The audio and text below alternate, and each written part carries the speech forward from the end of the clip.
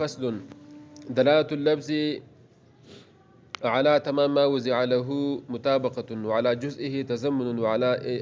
الخارج التزام پیشوي متوکي د وسکا نو وس دا خبره ده کنه غرض د ماتن رحمت الله علیه خو پیشوي بحث تقسیم د دلالت اقسام ثلاثه وتا دلالت مطابقي تزمني او التزامي پیشوي خو دلته ګوره دې خبره ځان پیګه کا اعتراض هم دا وردیږي چې ګوره اصل کې مقصود د منطقي خو سره مقصود د منطقي مخکې موږ ویل یو معرب ته بل سره قول شارح لکه یو معرب او قول شارح بل حجت دلیل لکه اصل کې دغه موضوع د علم منطق دي موضوعين علمي منطق دي مطلب دا چې دغه شنه بحث کیږي مسله پېښ کې نشوي وس دا پېښوي نو چې دا منطقین د الفاظونو بحث کوي نو سره شو ګوره دا حجت او دلیل چې دي ما دغه کده حجت او دلیل او قول شارح ما دغه کده چې کوم شی موصل له لکه دا کوم شی چې موصل له موصل تصوري دی موصل تصدیقي دی لکه تا مجهول تصوري معلومه یا مجهول تصدیقي معلومه دا ته معنا معلومه کنا غلط ته معلومه دا موصل غلط دی که معنا ده نه لفظ نه معنا ده دا چې انسان معنا نه معلومه ټیک ده اوس ته حیوانات معلومه نو خدای لفظ خو نه معلومه کنه هغه معنا چې کوم هغه هغه موصل ده دا څنګه حجت او دلیل کی الفاظ خدای اللي باغي باندې نو ګور اصل کې موصل چې دغه معنا ده څه شي ده معنا ده او مقصود د منطقي دغه معرفه او قول شارح حجت او دلیل او خلق معنا ده نو مقصود منطقي څه شي ده معنا نه بحث معنا نه نو دي جهات چې دی بحث کې د الفاظونه سنه الفاظونه دا بحث شروع ما لا يعني ده شروع ما لا يعني ده ابي چې ګور لفظ تقسیم کې متو پېښ دغه دا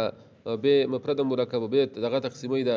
د درات بحث پکې راوړي دا تقسیمي دغه د اقسام ثلاثه ته یا اقسام سته ته لکه بحث دلالت چې د اغم سره غیر مقصود دی اشتغال په غیر مقصود خبر پېښ کې نشو نو دا غي جواب دار ما ته کېدی دا غي جواب دار ګوره ما ټیک ده چې معنا مقصود ده خدای الفاظ د لبس باندې معنا باندې الفاظ د لبس باندې معنا باندې ادل پېښ مطلب څه شو ګوره څه وایي اذا بحث الفاظ ولا غير مقصود بالذات نه لري ولكن مقصود ثانيا بالعرض ده کنه مقصود ثانيا لو بالعرض ده بالعرض مطلب چې دویم مرتبه کې سره مقصود ده ځکه د الفاظ د لبس باندې معناګانو باندې ځکه فهم د معنا بغیر لفظ نه نکېږي فکر دې کنه ځکه افاده او استفاده بغیر د الفاظ نه ممکن نه ځکه افاده او استفاده بغیر الفاظ نه ممکن ځکه ټیک د چې موږ ته حیوانات معنا ورسول ده خو چې لفظ نه څه ورسولې واسطه سوا واسطه غلط وزوخه دغه سيقول لانه تغير وكل تغير حادث في العالم وحادث فاگر کا معنی اصل کی موصل حقیقت کی خو لیکن دی معنی ته وصل شي دا دغه الفاظ دي ښه چې الفاظ نه به معنی څنګه نو افاده او استفاده بغیر الفاظونه ممکن نه نو ځکه د الفاظونه بحث کوي پېښو کې نشو او به مطلق لفظ د بحث نه کوي بلکې غ لفظي داله نو ځکه درت بحث هم کوي مطلق لفظ بحث نه کوي لفظ داله نه بحث پېښوي او بل دا لکه مطلق لفظ مقصود نه لري بلکې لفظ داله مقصود دی پېښوي نو ځکه لفظي د ادرات نه بحث وکي به لفظ داله معلوم شي او غیر داله زه ته خبره ده ټیک شو نو تفصیل د مقام لپاره اوس وایو پېښوي چې درات په لغت کې ویل کېږي راه نمودن ته راه نمودن ته او په اصطلاح کې ویل کېږي وایو كون الشيء بحيث يلزم العلم به العلم بشيء آخر كون الشيء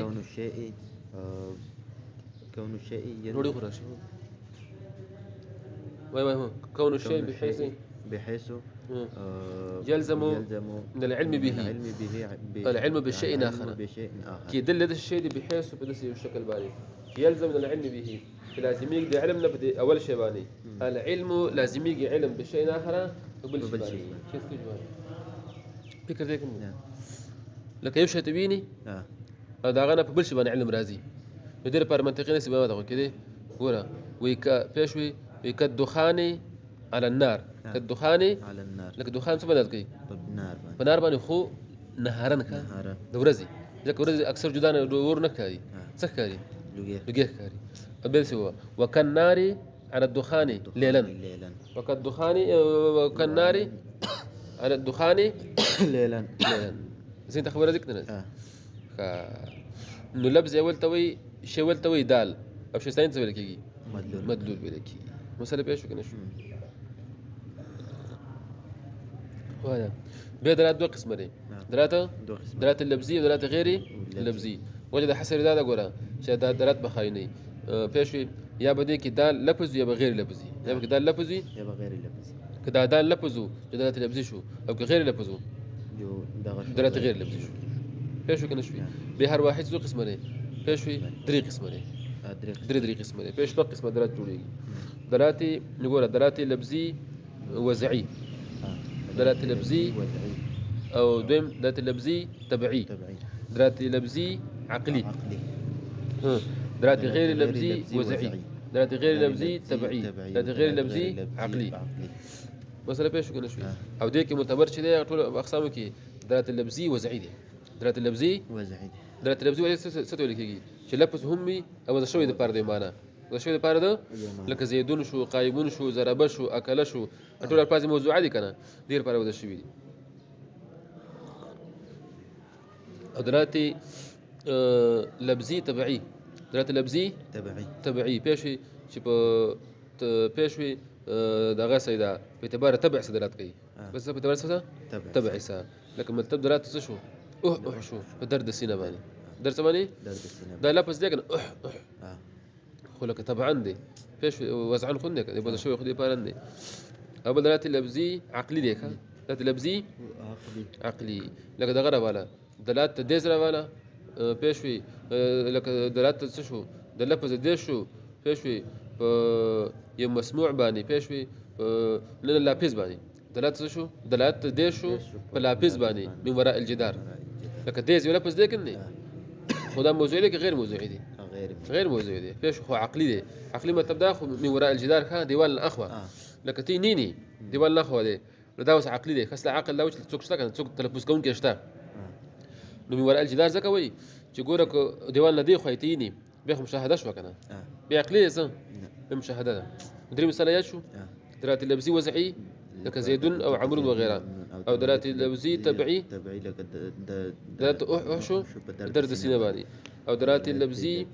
عقلي پېښ شوې لکه درات دې شو په لافظ باندې من وراء الجدار اوس درات غیر لفظي وضعي غیر لفظي مطلب چې لفظ نه خو وضع شوی ولې لکه دوالي اربعه شو دوالي کم ګوره خطوط نصب اشارات عقود خطوط په خطونه پېښ دا کم چې دغه دي دا پېښ لکه دا اوس نقوش دي خطونه دي بل نصب پېښ نصب چې دا کوم لار کوم دغه ودرول شي پېښ لار د فاصله معلومات لپاره پېښ نه ودرول شي بل عقود دي پېښ عقود دغه لکه دا مخکې د تاجرانو طریقه و چې دا موټر سایکل په سوده په دونه دا شربه کوي دا بل په سوده دا په دونه دا بل په سوده دا په دونه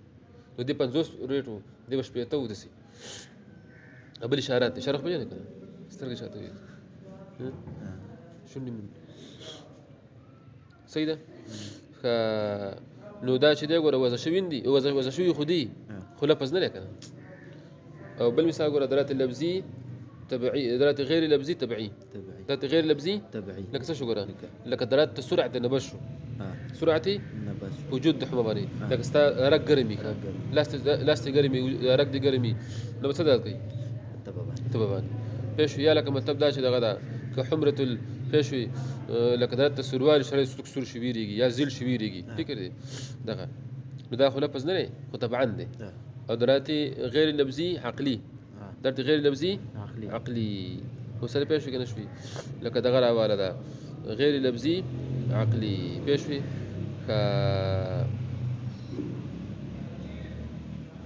وسره پېښ دا پکې راشي مثال بیانو نو اوس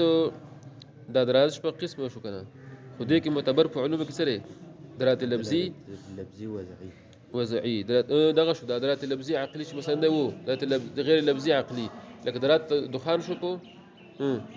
نار باندې نهارن یا درات څه شو د نار شو په دخان باندې لیلن دا عقلي دی پېښوي اوس ګوره معتبر په علومو کې درات لفظي وضعي دی درات لفظي او دا پنځه معتبر نه دي ځکه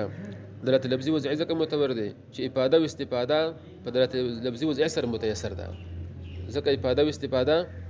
دلالت لفظي وضعي سره متيسر ده او غیر عقلي او تبعي معتبر نه دي پېښ تبعي ځکه نه معتبر کاغه لفظي او غیر لفظي وي ځکه تبعي مختلف دي تبعي څه دي مختلف لکه ستاسو به یو څه زما ته بل څه وي نو کومه ته به لکه دا خبرې په تبعي نه کیږي دا خبره ماته بیت نه خلاف ده دا ستاسو بیت خلاف نه زما ته ستاسو بیت خلاف دي خلاف فکر ده کنه نو ځکه دا تبعي څه دي مختلف دي به په سره کې یو څه به یو څه بل څه وي پېښ وي دا سګوره دلالت عقلي نه معتبر دلالت عقلي ځکه عقول هم څه دي مختلف دي یو عقل یو شان بل شان وي نو اختلاف جوړيږي نو دلالت لفظي وضعي معتبر دي پرې استفاده او استفاده سره د متيسر ده نو ځکه ماتن فرمایي چې دلالت اللفظي بیا دلالت لفظي وضعي درې قسمه ده څو قسمه ده درې قسمه وضعي مطابقي تضمني التزامي دقه ماتن وسراغه پېښ دلالت لفظي وضعي استقسمي بس